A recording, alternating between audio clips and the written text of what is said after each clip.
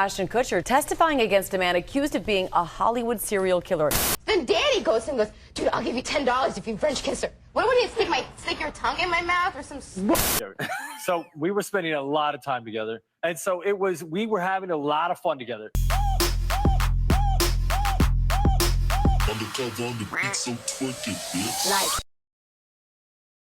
Bonjour, bonsoir tout le monde, je suis ravie de vous retrouver aujourd'hui pour la suite de ce week-end assez sordide quand même, faut le dire, c'était pas joyeux hier.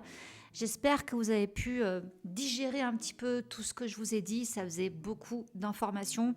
Et aujourd'hui, du coup, on va s'attaquer à Ashton Kutcher. Franchement, je suis très déçue parce que j'adorais Ashton Kutcher. C'était un de mes crushs quand j'étais ado. Et là, je le vois plus trop pareil depuis un certain temps. Il est réputé pour être assez désagréable à des moments avec des gens. C'est drôle parce qu'il y en a une qui l'a vraiment mauvaise avec lui, c'est Sharon Osbourne. Elle a fait une émission un jour avec lui, elle avait mal prononcé son nom et depuis, on voit que ça l'a marqué cet incident parce qu'elle en a reparlé plusieurs fois. Oh, name the rudest celebrity you've ever met. This guy that's married to an actress and he used to do that 70s show.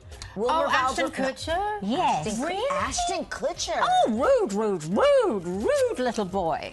Bad attitude for me, because I got his name wrong. So he was pissed, and he comes on with an attitude, and he goes, and what have you done in this industry? And I was like, kid, don't start with me, because I'm going to eat you up and shit you out. En tout cas, c'est quelque chose que j'ai vu quand on creuse bien. Bref, donc mais alors vraiment très vite fait, je vous fais un petit portrait sur Ashton et Mila, et après on rentre dans le vif du sujet. Donc Mila Kunis, elle est née le 14 août 1983, et elle s'est fait connaître donc dans That 70 Show. Et côté cinéma, on a pu la voir dans Sans Sarah, rien ne va en 2008. Elle a ensuite été dans Max Payne, également Black Swan, qui a été oscarisé. Sexe entre amis avec Justin Timberlake, ce qui est d'ailleurs drôle parce que c'est quasiment le même film qu'a fait Ashton Kutcher mais avec Natalie Portman, Sex Friends. On a pu aussi la voir dans Ted, Le Monde Fantastique d'Oz, également Blood Ties, Jupiter, Le Destin de l'Univers et également Bad Moms 1 et 2. Il n'y a pas grand chose à dire sur elle, mais voilà, juste pour vous replacer un peu sa filmographie. Et quant à Ashton Kutcher, il n'est pas qu'acteur, il est également producteur et scénariste, et également philanthrope, on en reparlera. Et lui, il est né le 7 février 1978, et il a commencé, comme je vous disais hier, sa carrière en tant que mannequin. Puis il a décroché un rôle dans That 70 Show, celui de Michael Kelso. Ensuite, il a eu une émission dès 2003 sur MTV où il faisait des pranks à des célébrités, donc ça s'appelait MTV Punk'd, Star piégée. Puis au grand écran, on a pu voir dans des comédies 7 ans de séduction. J'ai adoré ce film. Jackpot, Valentine's Day, Sex Friends, donc comme je vous disais avec Natalie Portman, et également dans des films plus sérieux comme L'Effet Papillon, qui est, je crois, mon film préféré d'Ashton Kutcher, avec Just Married, No Sex, avec Brittany Murphy, avec qui d'ailleurs il a été en couple. Et on a pu le voir aussi dans le biopic de Steve Jobs. À la télévision, on a pu le retrouver dans Mon Oncle Charlie, puis également dans The Ranch avec Danny Masterson, jusqu'à ce que la série s'arrête, à cause en partie de Danny. Je vous ai expliqué tout ça hier. À côté de tout ça, là où il se fait surtout sa thune, c'est dans les investissements. Il a gagné des millions et des millions de dollars en investissant dans des startups, donc c'était dans les débuts, tels que Skype, Uber, Airbnb, Spotify, Warby Parker, Pinterest, Shazam et encore d'autres. Et en 2010, il a formé A-Grade Investments avec un associé qui s'appelle Othery et qui est soutenu par le milliardaire Ron Burkle. C'est un gars qui est très branché high-tech, Silicon Valley, etc. Donc voilà, vu les enseignes que je vous ai sorties dans lesquelles il a posé des billes, vous doutez bien que le mec, il est bien. Même si sa carrière est compromise, il manquera jamais de rien. Ni lui, ni sa femme, ni ses enfants, ni même, je pense, ses arrière-petits-enfants. Il a également en 2015, avec toujours cet associé Othery, fondé une société de capital risque qui s'appelle Sode Ventures LLC. Donc côté vie privée, comme je vous disais, donc il a été en couple avec Brittany Murphy entre 2002 et 2003 et tout de suite après, il s'est mis avec Demi Moore. Ils se sont mariés puis ils ont divorcé en novembre 2011 après 6 ans de mariage.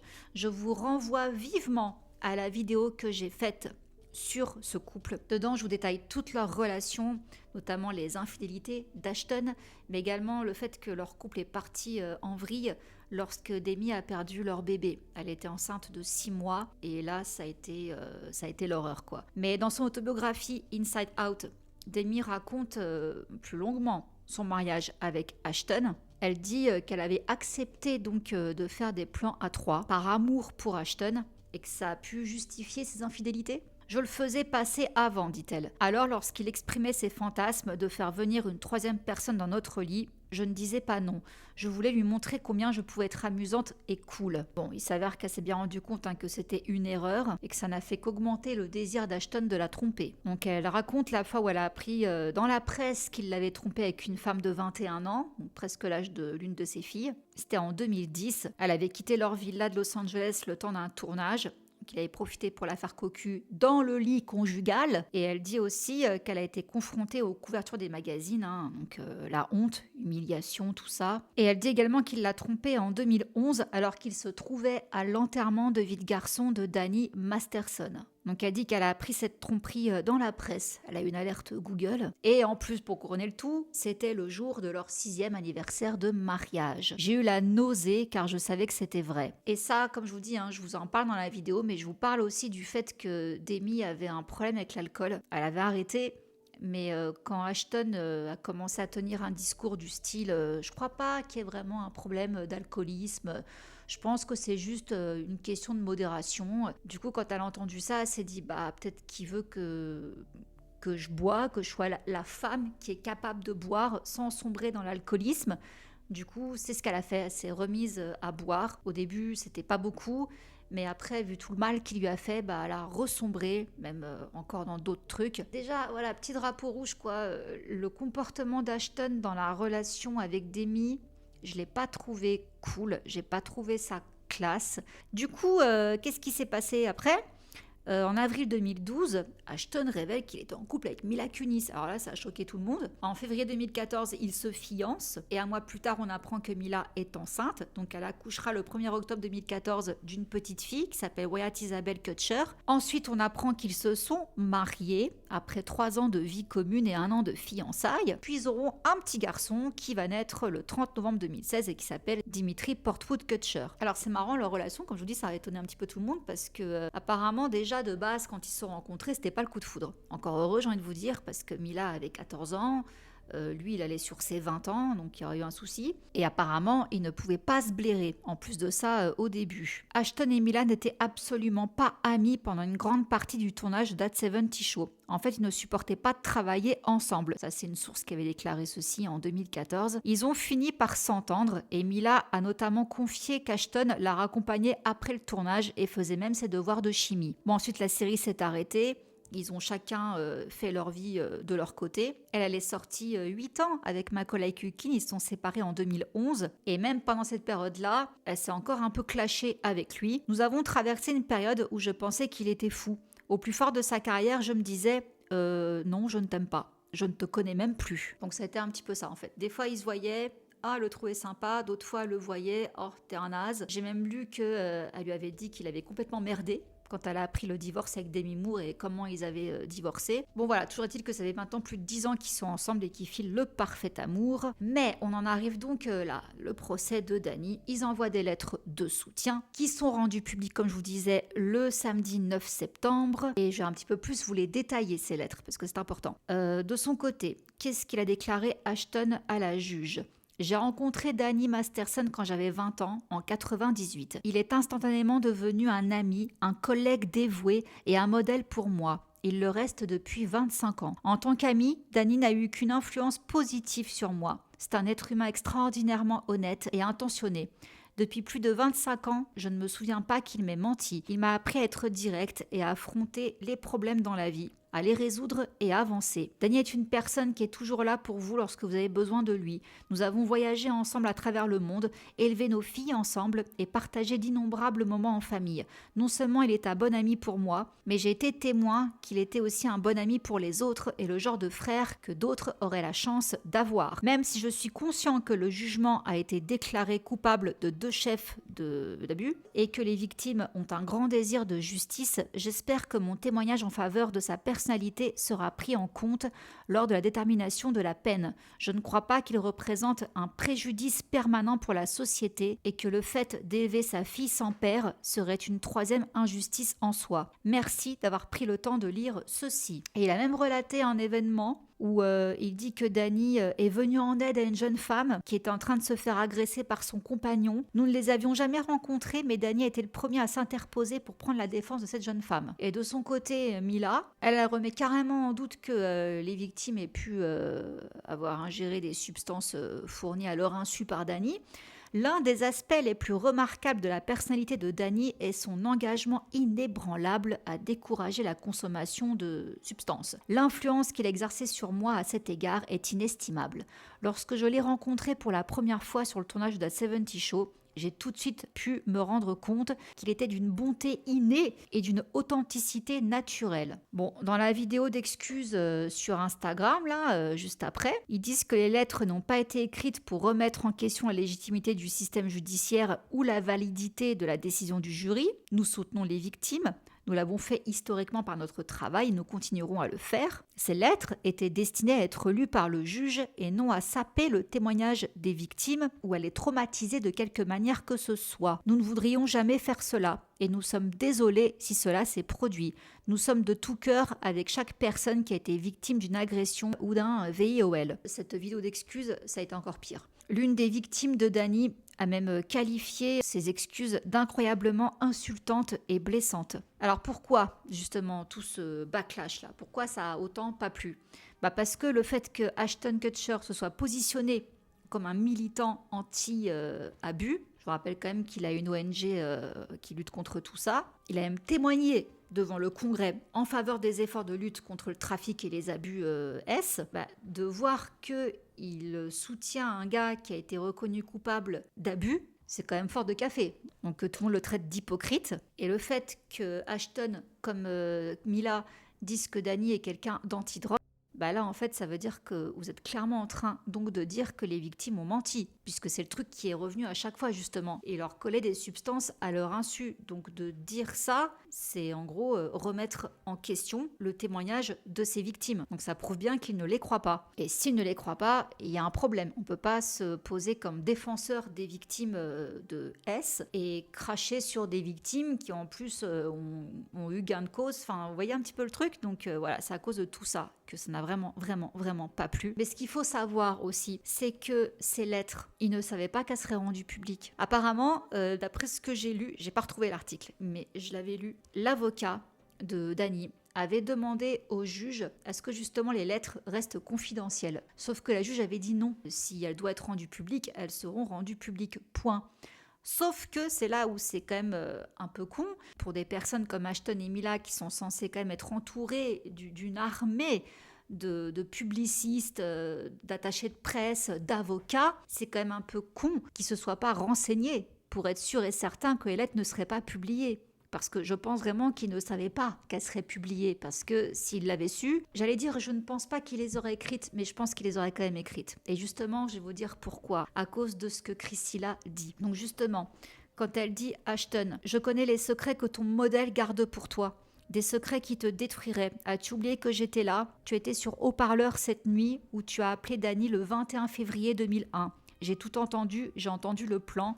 Selon moi, tu es aussi tordu que ton mentor. » Donc oui, je pense que quoi qu'il arrive, Ashton aurait soutenu Danny parce qu'il a un lourd dossier sur lui. Qu'est-ce que c'est? De quoi elle parle?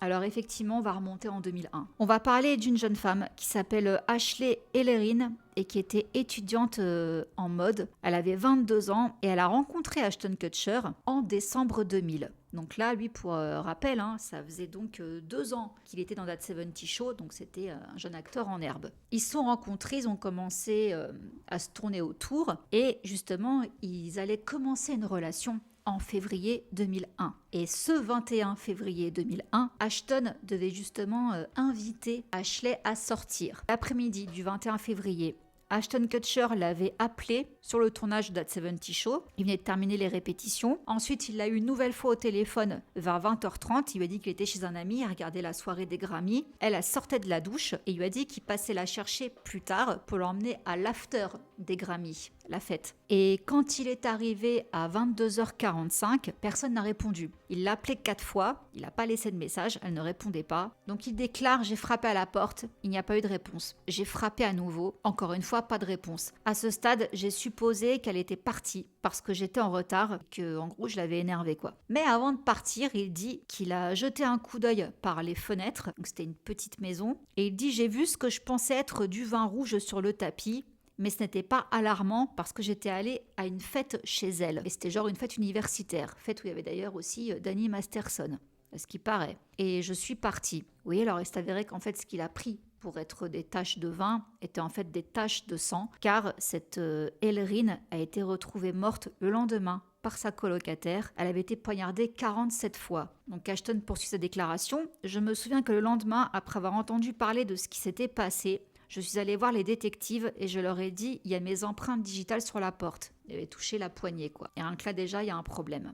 Vous allez comprendre pourquoi. Alors, le meurtre d'Ellerin, il a été non résolu pendant 7 ans, jusqu'en 2008, où la police a pu lier son affaire à un certain Michael Gargiulo. Je ne sais pas si je prononce bien. Qu'on appelait les ventreurs d'Hollywood, les gorgeurs d'Hollywood, un truc comme ça. Pourquoi ? Parce qu'il a poignardé à mort une voisine à lui, encore une autre femme, le 1er décembre 2005. Elle s'appelait Maria Bruno, elle avait 35 ans, elle était mère de 4 enfants. Elle s'est pris 17 coups de couteau. Ensuite, il a déménagé à Santa Monica et là, le 28 avril 2008, il a tenté à nouveau de tuer sa nouvelle voisine, Michelle Murphy, sauf qu'elle a réussi à s'échapper et il y avait l'ADN de ce type-là qui était retrouvé sur les lieux. Et on a pu donc retrouver sa trace et voilà, il a été arrêté. Donc il a été lié au meurtre de 3 femmes, Ashley Ellerin, Tricia Pacaccio et Maria Bruno. Donc en 2019, il a été reconnu coupable et c'est donc à ce procès qu'Ashton a été. Il a été appelé à témoigner. Bon, il a été condamné à mort en 2021. Donc ce que Chrissy explique, ce qu'elle a expliqué après, Ashton, il est arrivé donc chez Ashley. Je disais Ellerin, pardon, c'est Ashley. Il est arrivé chez Ashley. Effectivement, elle ne répondait pas. Il a frappé, elle ne répondait pas. Mais il a ouvert la porte. La porte n'était pas fermée. Il a vu qu'elle était par terre, couchée, à baigner dans son sang. Et il a paniqué en effet. Il est ressorti. Il a fermé la porte. Et il a passé 1 heure dans sa voiture, devant la maison d'Ashley, à appeler ses managers, à appeler Danny. Donc c'est la discussion que Chrissy a entendue, puisqu'il était sur haut-parleur, à demander « Qu'est-ce que je fais ?» Pourquoi ? Parce que monsieur avait peur pour sa carrière. Alors ça, le mec, il trouve une fille avec qui il voulait sortir, couchée par terre, baignant dans une mare de sang. Et la première chose à laquelle il pense, c'est « ma carrière ». Même pas, il a essayé de lui tâter le pouls pour voir si elle était encore vivante. Il n'a pas appelé les flics ni rien, l'ambulance, je ne sais pas. Non, monsieur s'est dit « mince, c'est peut-être pas bon pour moi ». Et apparemment, donc, selon Chrissy, les managers et Danny lui ont conseillé de ne rien faire parce qu'effectivement, peut-être qu'après on allait voir en lui que le gars qui était sur une scène de crime et tout ça, machin, enfin bref, en gros, ça allait faire d'Ashton une figure de meurtre, je ne sais pas quoi, alors que c'est pas lui qui l'a tué, personne ne dit qu'il l'a tué. Ils l'ont conseillé donc de partir et d'aller seul à la soirée, l'after, la des Grammys, comme si de rien n'était. Et de laisser à sa pauvre coloc le soin de tomber sur elle. Voilà quoi. Donc laissons le traumatisme à une autre, c'est pas grave. Donc tout ça déjà, oui, moi ça me fait monter au plafond. Du coup, oui, il a été voir la police parce qu'il savait qu'il y avait ses empreintes sur la poignée. Il savait qu'il mentait, mais il savait qu'il ne l'avait pas tué, si vous voulez. Et déjà, ils ont su qu'Ashton leur racontait des conneries, parce qu'en fait, quand il a dit qu'il a regardé par la fenêtre et qu'il a vu des taches de sang sur le tapis, en fait, par rapport au plan de la maison, c'était pas possible, en fait, qu'il voit quoi que ce soit. Et apparemment, parce qu'il savait qu'il mentait, il n'aurait pas pu inculper le vrai tueur, parce que du coup, ça aurait causé un doute raisonnable, on va dire. Sa présence a ruiné les chances de pouvoir faire coffrer le mec. Ashton claimed he never entered the house. He claimed the door was locked. He claimed he tried to open the door and it was locked. And that's why he never went in. And then he looked in the window and he saw some stuff. The LAPD was like, this guy is lying his ass. The LAPD did catch the guy that they believed was the killer. They couldn't prosecute him. How can you possibly successfully prosecute someone when you have someone who was literally at the crime scene, whose fingerprints are at the crime scene? We're talking about Ashton Kutcher, whose DNA is at the crime scene, who lied about being there, makes him look guilty. Now, nobody thinks Ashton Kutcher was guilty of that crime, but it's why they couldn't prosecute. And this guy, this killer turned out to be a serial killer. Donc, enfin, ça pour dire que la mentalité du mec, de voir une fille morte, au lieu d'aller tout de suite se précipiter pour voir si elle respire, ne serait-ce que ça, est-ce qu'elle est encore vivante? Non, il fait demi-tour et pendant 1 heure, il est au téléphone pour essayer de savoir comment il peut s'en sortir sans que ça se sache. Maintenant que vous savez l'histoire, Danny, ouais, il a des casseroles sur Ashton, surtout ça. Donc forcément, Ashton, il soutiendra Danny jusqu'à la mort. Et si Danny est au courant, forcément la scientologie aussi. Donc c'est pour ça que je vous dis qu'Ashton Kutcher et Mila, je vous l'ai dit je crois hier, ils ne sont pas scientologues. En tout cas, ils ne sont pas revendiqués comme étant scientologues. Mais tout le monde autour d'eux est scientologue. Son assistant à Ashton Kutcher est scientologue.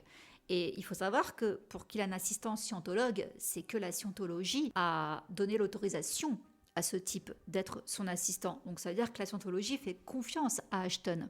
Ou du moins ils savent qu'ils ont des casseroles sur lui. Vous voyez? Donc revenons-en à nos moutons. Ça a quand même braqué les projecteurs sur Mila et Ashton, cette histoire de lettres, de mea culpa qui a convaincu personne. Du coup, on se dit, mais attendez, en fait Ashton Kutcher, il est meilleur ami avec Danny Masterson. D'où tu sais pas que ton meilleur ami, il faisait tout ça. Donc là, les inspecteurs du net ont ressorti plein de vieilles vidéos, des trucs en fait qui montrent Ashton sous un autre jour. Et on se dit, ah ouais, mais en fait, t'es un peu Grinch toi aussi. Donc est ressortie cette petite vidéo-là où on voit Mila Kunis, je le rappelle, 14 ans, sur les genoux d'Ashton, 19 ans, en train de rebondir sur lui. Apparemment, il avait dit qu'il ferait l'interview avec elle que si elle était assise sur ses genoux. C'est un peu bizarre quand même de faire ça avec une gamine. Enfin, je sais pas, dites-moi ce que vous en pensez.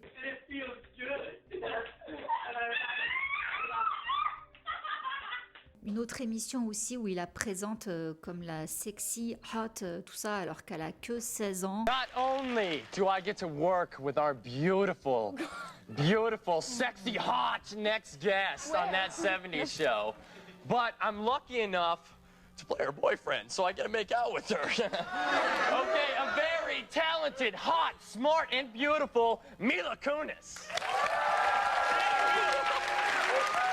Et cette émission de Rosie O'Donnell, qui était en 2002, où il y a donc Ashton Kutcher et Mila Kunis qui sont invités. Et là, Mila Kunis, elle balance qu'il y avait un épisode une scène où elle devait embrasser Ashton. Elle n'avait jamais embrassé aucun garçon, donc ça allait être son premier baiser. Elle avait super peur. Et bien que Ashton lui ait dit « Oh mais t'inquiète pas, ça va bien se passer et tout », là t'as Danny qui se ramène, qui en gros parie avec lui $10 qui lui foutent la langue dans la bouche. Alors on voit que Ashton n'est pas à l'aise dans l'interview, et on voit même Rosie lui faire comprendre que gars, là c'est illégal quoi, il y a un problème. Then Danny goes and goes, dude, I'll give you $10 if you French kiss her. What do you stick your tongue in my mouth or some? What? No. For $10. You're mixed. So Danny bets me like $20 that I wouldn't do it, and of course I'm like, yeah, sure. What's the deal? You know? And then the cop showed up and you got arrested. Pretty much. You did the old teeth block. Yes. Yeah, you didn't let him do the teeth block. Yeah, you were like, oh, you're like, yes, he never got his you were tongue. very Oh, excited. no, you didn't, Ashton. Just admit it. Dad, I swear. She's 14. No. She didn't. You stop it. She would know that was not the first. You had turned 15 by then. No, On a aussi ressorti cet extrait de Punk où il parle de Hilary Duff. Alors, à cette époque-là, elle a 15 ans. And she's one of the girls that we're all waiting for to turn 18, along with the Olsen twins. Alors ça, j'ai trouvé ça dégueulasse, surtout quand on sait que les jumelles Olsen, justement, il y avait un espèce de compte à rebours sur elles, sur les réseaux, jusqu'à leurs 18 ans, pour que tous les pervers là se jettent sur elles à 18 ans. Enfin, le fait que le gars, il fasse ce genre de commentaires sur des gamines, enfin, c'est pas drôle. Et d'ailleurs, tout ça, on a Rosie O'Donnell elle-même, qui l'a commenté sur TikTok. Elle dit que c'est tout simplement effrayant et dégoûtant, et que tout ça n'a pas l'air bien pour Ashton Kutcher. Et c'est également très intéressant, je trouve, elle a mentionné le travail d'Ashton Kutcher pour lutter contre le trafic S via Torn, son ONG, en disant c'est une période intéressante. And let's look into this Thorn thing that he has for supposedly helping with sex trafficking. I'd like to know a little bit more about that, maybe. Yeah.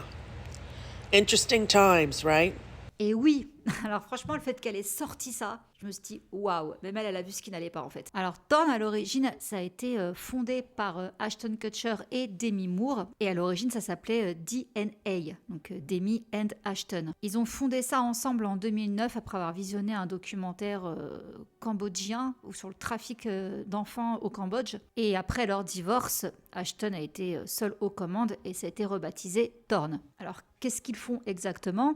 Eh bien, Torn propose aux sociétés Internet son outil de modération de contenu qui s'appelle Safer, et pour les forces de l'ordre, son outil distinct d'exploitation de données et de profilage des utilisateurs, Spotlight. Donc il y en a deux. Et tous deux utilisent des sources de données ainsi que l'intelligence artificielle pour automatiser le contrôle du contenu S. Donc parmi les 31 partenaires à but non lucratif de Torn, 27 ciblent les adultes et s'engagent à abolir le travail du S consensuel sous le prétexte de sauver les enfants du trafic S. Donc là déjà il y a un gros problème si vous voulez. En février 2017, selon le témoignage d'Ashton Kutcher devant le sénateur John McCain ainsi que d'autres législateurs américains, l'application a contribué à sauver plus de 6000 victimes américaines de trafic S, dont 2000 mineurs au cours des 12 derniers mois. Donc c'était en 2017. Mais il y a quelque chose qui ne va pas là-dedans. Les statistiques ne sont pas bonnes, quoi. Selon Cloudera, la société à l'origine de la technologie Spotlight, donc utilisée par Torn, l'application a été utilisée dans 8305 enquêtes criminelles sur le trafic S entre septembre 2015 et septembre 2016, identifiant 4624 victimes adultes et 2025 mineurs. Mais le problème, c'est que ces chiffres dépassent largement le nombre moyen de nouvelles enquêtes criminelles sur le trafic S ouvertes aux États-Unis chaque année, ou le nombre moyen de victimes identifiées par les forces de l'ordre américaines. Par exemple, entre fin 2009 et fin 2015, les agents du FBI qui travaillent avec la police nationale et locale à travers l'Amérique ont identifié en moyenne seulement 175 victimes mineures par an. Au cours de l'exercice 2015 du gouvernement, le FBI a identifié environ 672 adultes et enfants victimes de trafic S ou de travail forcé. Donc comment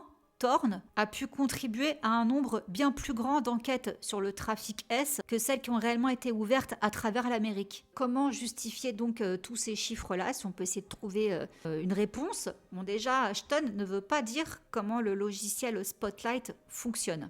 Mais en tout cas, ce qu'on sait, c'est que ce logiciel permet également d'identifier les pubs sur Backpage à caractère S.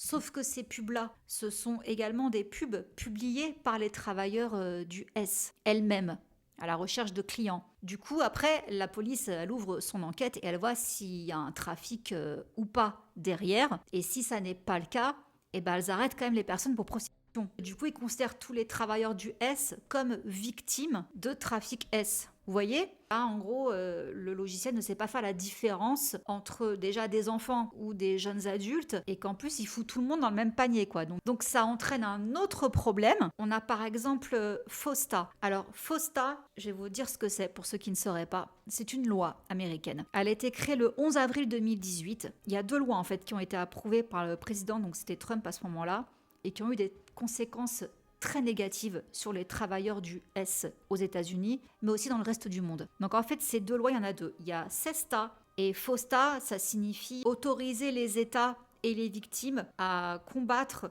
le trafic S en ligne.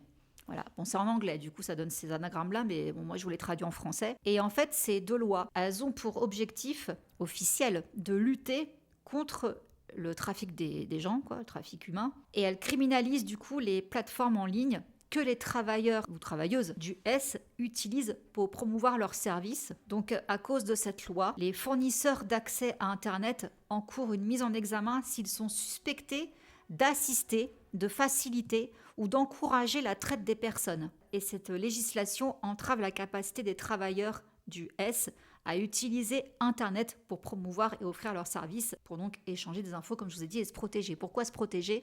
Parce que les personnes, justement les travailleurs du S, qui font leur business en ligne, ça leur évite d'aller dans la rue. Donc elles arrivent plus à échanger avec leurs potentiels clients et à avoir à peu près un portrait, on va dire, de la personne et de se mettre d'accord sur où, quand, comment, etc. Et voilà, tout simplement, en fait, elles n'ont pas à faire ça dans la rue. Donc c'est plus sécurisant pour eux de faire ça de chez soi. Et il y a également tout ce qui est un petit peu ce qu'on peut voir sur OnlyFans. Donc il y a aussi des travailleurs du S qui ne font pas spécialement des services en réel, mais qui du coup font payer du contenu numérique. Donc tout ça, si vous voulez, Internet a permis de rendre les travailleurs du S plus en sécurité, mais d'un autre côté, le gouvernement déplore que en fait, ça c'est du coup un plus large espace pour voir du monde, et je sais pas ce qu'ils se disent, quoi. Peut-être que du coup un gamin peut tomber dessus, ou que du coup il peut avoir un contenu qui n'a rien à faire là, quelqu'un à poil sur Instagram par exemple. C'est un petit peu ça la crainte en fait, c'est qu'il y a des gens qui postent des photos sur Insta où on voit que ça a l'air un peu suggestif, du coup les gens viennent sur Insta, parlent en privé avec la personne, et en fait cette personne-là est une travailleuse ou un travailleur du S.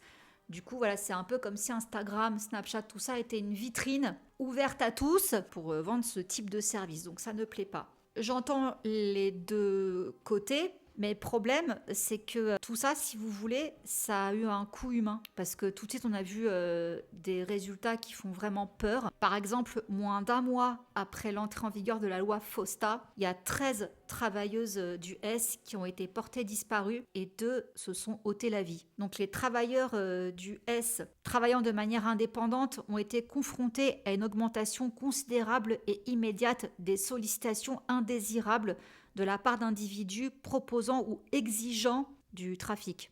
En gros, on revient à la prostitution à l'ancienne, quoi, avec un Mac au-dessus de toi. De nombreuses autres personnes ont été abusées, agressées et se sont retrouvées sans abri ou incapables de nourrir leurs enfants. Oui, parce que certains en faisaient leur business, en fait, ils faisaient ça en ligne. Ils avaient des clients plus facilement et du coup, ils pouvaient vivre leur vie normale à côté, quoi. Donc tout ça, maintenant, c'est fini. Ça, on en parle en haut lieu, hein. C'est des lois qui sont contestées par des avocats parce qu'on voit justement que ça va pas du tout. Donc il y en a qui veulent les faire sauter. Et le souci, c'est que Torn, avec ses logiciels, détecte les contenus de ses travailleurs. Et même si, admettons, ils ne le font pas exprès, il n'empêche que Torn soutient quand même la loi FOSTA. Ils l'ont publié sur leur Twitter. Donc c'est un problème. Parallèlement à tout ça, dans la lutte contre la diffusion en ligne du matériel pédo-porno, la Commission européenne a proposé une loi qui pourrait obliger des services tels que WhatsApp ou TikTok à scanner les images échangées par leurs utilisateurs. Et Torn est étroitement impliqué dans la rédaction de cette proposition. Donc Ashton Kutcher et Ursula, main dans la main. Du coup, les militants de la protection de la vie privée, il y a aussi ce problème-là, craignent que cette proposition ne conduise à une surveillance étroite de millions de personnes, tandis que les législateurs et les experts bruxellois ont exprimé leurs inquiétudes quant au fait que Torn ait brouillé la frontière entre la défense des droits de l'enfant et ses propres intérêts en tant que fournisseur de logiciels de numérisation. C'est là où je vous dis que là c'est un autre souci, c'est qu'Ashton s'en fout en fait plein les fouilles. Ces documents financiers montrent que Torn a gagné des millions de dollars grâce à la vente de logiciels, qu'il paie à plusieurs employés des salaires à 6 chiffres et il est étroitement lié au Big Tech. Donc tous les trucs de la Silicon Valley. Les revenus de Torn provenant de la vente d'abonnements à ces logiciels se sont élevés à 3,8 millions de dollars en 2021, plus du double de l'année précédente. Ce chiffre pourrait encore augmenter si le logiciel de Torn devenait omniprésent en Europe. Et ils veulent le faire, hein. Ursula, elle est partante. Hein. Donc voilà tout ce qui cloche chez Torn. Mais quelques jours après la vidéo d'excuses qu'ils ont fait sur Instagram par rapport aux lettres envoyées au juge pour Dany, eh bien Ashton Kutcher a démissionné de son poste de président du conseil d'administration de Torn en disant ceci. Les victimes d'abus ont toujours été réduites au silence et la déclaration de moralité que j'ai soumise est un autre exemple douloureux d'interrogation de victimes suffisamment courageuses pour partager leurs expériences. Après que ma femme et moi avons passé plusieurs jours d'écoute, de réflexion personnelle, d'apprentissage et de conversation avec les survivants, les employés et les dirigeants de Torn, j'ai décidé que la chose responsable que je devais faire était de démissionner de mon poste de président du conseil d'administration avec effet immédiat. Je ne peux pas permettre que mon erreur de jugement détourne l'attention de nos efforts et des enfants que nous servons. Alors, je ne vous cache pas que beaucoup, en voyant ça, se sont dit « c'est normal, il a fait ce qu'il fallait faire, là, il a fait n'importe quoi, donc valait mieux qu'il démissionne, quoi. » Oui, mais d'autres pensent qu'en fait Ashton aurait démissionné parce que, vu qu'il a les projecteurs braqués sur lui, là, faudrait pas qu'on regarde de trop près, justement, comment fonctionne Torn. Faudrait pas qu'on mette trop le nez dans ses affaires. Parce que là, comme ça, sur le papier, le mec, il est touché par le trafic des enfants, le trafic S et tout. C'est devenu une des figures du mouvement. Il collabore avec le FBI et tout. Oui, sur le papier, c'est génial. Ça, c'est que la partie visible de l'iceberg. Là, c'est ce que je vous ai dit, c'est tout ce qu'on peut trouver. Mais il y a encore forcément d'autres trucs cachés derrière, je pense. J'espère pas. Parce qu'excusez-moi, mais on va en revenir à ça, là. Pourquoi Ashton Kutcher, il est pote autant avec un type comme Dany Masterson, mais également avec un mec comme P. Diddy? Je vous expose juste les liens que j'ai pu faire. Je vous dis pas que j'y crois à fond. Attention. Voilà, chaque fois, je vous donne un petit peu de tout et c'est à vous de décider. Je vois que dans la presse, son équipe disent que mais non, il est pas du tout pote avec P. Diddy. Ils se sont rencontrés à de rares occasions. Mais c'est pas vrai. C'est pas vrai. Et on le voit, c'est disponible sur Internet. Il y a des interviews où carrément Ashton et Diddy sont invités et où Ashton dit bien qu'ils sont très potes. So we were spending a lot of time together. And so we were having a lot of fun together. Yeah, but sure. it wasn't just like going out, like doing things. You know, we were watching football games, hanging out, like we would go shop or whatever it was. And one day I was at my house, he was in Los Angeles, and I was like, hey, let's go for a run. And he's like, okay, I'll come on, I'll go for a run. Ça remonte en plus à il y a longtemps. C'était à l'époque où justement, dès 2003, où Ashton a commencé Punk'd sur MTV. P. Diddy faisait également Making the Band, là, où il faisait des groupes pour MTV. Donc en fait, ils se sont rencontrés sur les coulisses, dans les coulisses de MTV. Ashton était présent aux soirées blanches. Bon, il n'y avait pas que lui, mais il organisait des soirées blanches avec P. Diddy. Enfin, on peut pas dire qu'ils se connaissent pas, c'est pas vrai. Ashton, Dany, P. Diddy. Rien que ça fait froid dans le dos, quoi. Dany, Diddy, quoi. Deux monstres. Ashton au milieu. On peut pas être pote avec ces deux-là sans baigner dans une sauce de crasse. Non, je ne le crois pas. Et un truc que j'ai vu dans une vidéo sur un type, c'est un youtubeur, c'est un ancien scientologue. Il est parti de là-bas, du coup il expose beaucoup de trucs. Il a raconté quelque chose que j'ai trouvé intéressant, du coup j'ai été fouiller ce qu'il a dit, et c'est vrai que c'est assez intéressant. Dany Masterson, quand il a revendu sa maison, il a revendu une maison en 2007. Quand elle était sur le marché, la maison était normale, mais quand elle a été revendue, elle était plus comme avant. Il avait en fait laissé les caméras. Donc il y avait des caméras extérieures. Bon, jusqu'ici, vous me direz, normal. Maison américaine, caméra extérieure, pas de problème. Mais à l'intérieur, il y en avait 17 plantés à la manière d'un club, donc avec des orbes de verre fumé, dans chaque pièce. Donc il pouvait surveiller les allées et venues dans toute la maison, depuis la grille de contrôle située dans son placard coffre-fort principal. Ah excusez-moi, moi ça me fait penser à la maison de P. Diddy, où justement, mec, il foutait des caméras partout, comme ça pouvait faire chanter les gens. Ça, c'est une technique en fait de la scientologie. Bon, il n'y a pas qu'elle. Mais le youtubeur en question que j'ai vu, j'étais complètement d'accord avec lui sur le fait de se dire, mais est-ce que à un moment donné, Dany et P. Diddy se sont pas refilés des tuyaux. Quand on sait que P. Diddy, lui aussi, il connaît beaucoup de scientologues, je ne serais pas étonnée qu'effectivement Dany lui ait filé des tuyaux sur comment ça se passe, la surveillance, des caméras, machin, des soirées, même ça. Il y avait le TikTok d'une nana qui a fouillé ce truc-là. Pourquoi le FBI a bloqué autant sur 1000 bouteilles d'huile pour bébé? Danny Masterson, quand il droguait ses victimes, il le faisait avec du GHB, hein, vous avez compris. Hein. Mais le GHB, on peut également le rendre liquide. Et dans quoi on le met? Dans des huiles pour bébé. Oui, ça pénètre dans la peau et ça drogue les gens comme ça. Il y a même Jaguar Wright qui avait laissé sous-entendre regardez le film Blink Twice avec Channing Tatum. Le mec, il se parfume, il y a un truc... Bon, bref, je dis ça, je dis rien, mais je dis juste que... Ashton, t'es ami, encore une fois, je reviens là-dessus, hein, et ce sera ma conclusion, mais t'es ami avec un type comme P. Diddy qui fait des soirées comme ça. Ami, t'es meilleur ami, même encore maintenant, avec un type comme Danny, tu n'as rien à voir là-dedans, t'as rien à te reprocher, et en plus, autour de ça, on a donc cette fameuse ONG, là, ce Thorn, qui lutte contre le trafic S, mais qui en fait a accès à toutes les données pour éventuellement faire son propre trafic derrière. Je vais très loin, mais je dis juste qu'un gars comme Ashton, avec les relations qu'il a, qu'il ait un truc comme ça, qu'il dirige un truc comme ça. Donc moi, si vous voulez, j'ai un problème avec Ashton parce que il a les mains dans des trucs qui me font peur. Les logiciels comme ça, là, les trucs de reconnaissance faciale, fliquer tout le monde et tout, j'aime pas ça. C'est bien pour les enquêtes, je dis pas le contraire, mais j'aime pas ça. C'est en ça où il me fait peur. S'il a de mauvaises intentions, il est très dangereux. Donc voilà, j'aimerais aussi savoir, mais j'ai pas trouvé, ce qu'elle insinue Chrissy par rapport à Mila. Elle a dit: Mila, je prie pour que tu commences à faire le process de tout ce que tu as expérimenté en tant qu'enfant sur ce plateau, donc That 70 Show. Tes anciennes interviews sont très parlantes. Je sais aussi ce qu'il s'est passé à Toronto et après. Question: si c'est ce que tu vois comme une relation normale avec la figure d'un grand frère, alors je me sens triste pour toi et j'espère que tu considéreras d'aller en thérapie. Vous avez l'air d'avoir tous oublié que j'étais là tout le temps pendant 5 ans dans That 70 Show. Je me rappelle de tout. Est-ce qu'elle est en train d'insinuer que Mila a eu des rapports avec Danny ou qu'elle a vu quelque chose que Danny aurait fait à Toronto?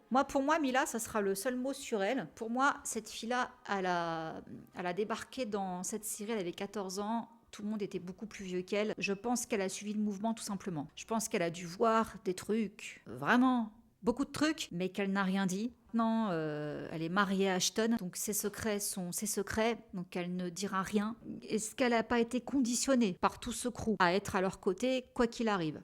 Donc voilà les amis, je vais m'arrêter là-dessus. C'était gros. J'espère que vous avez réussi à tout suivre. Je vous laisse digérer tout ça et me dire en commentaire ce que vous en pensez. Sur ce, je vous fais plein de gros bisous et je vous dis à très vite. Mouah. Bisous, ciao. Undercover on the beat, so twerk it, bitch. Like.